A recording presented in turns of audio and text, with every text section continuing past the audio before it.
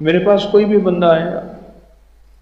کہ میں نے نیا گھر بنایا ہے، کیا کروں؟ میں کہتا ہوں 81 دفعہ مل کے سورۃ یاسین پڑھ لو،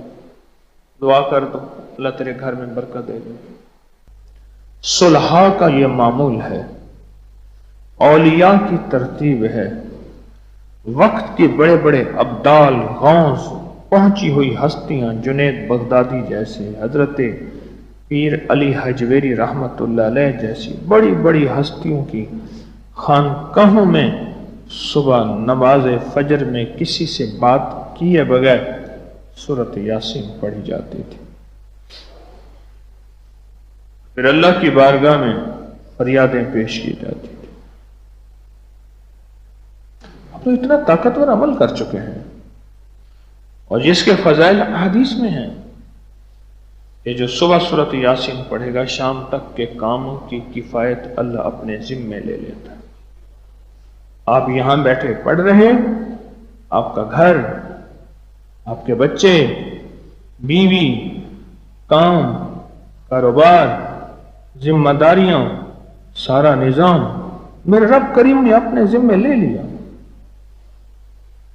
اور وہ سچوں کا سچا ہے اور وہ وعدہ نبھانے والا ہے۔ اور اللہ کہتا ہے کہ صبح سے لے کر شام تک تیرے کاموں کی میں نے کفایت کر دی۔ جو شخص فجر کی نماز کے بعد سورۃ یاسین پڑھتا ہے، اس سورۃ یاسین کے ساتھ فیصلے ہیں۔ اب میں کچھ چیزیں بتاتا ہوں۔ جب بندہ پہلی دفعہ سورۃ یاسین کی صرف یاسین پڑھتا ہے نا، یاسین، یہ حروف مقطعات ہے، اور اس کا علم، اس کا مفہوم، اس کا معنی واللہ عالم بالصواب، اللہ اور اللہ ہی جانے، اور اس کا علم جانے۔ جب یہ یاسین پڑھتا ہے نا، یاسین، فرشتوں کی ایک طاقتور جماعت ہوتی ہے جو کہتی ہے مولا اسے کوئی خبر نہیں ہے کہ اس کا معنی کیا ہے، یہ لا علم ہے، اور مولا تجھے علم ہے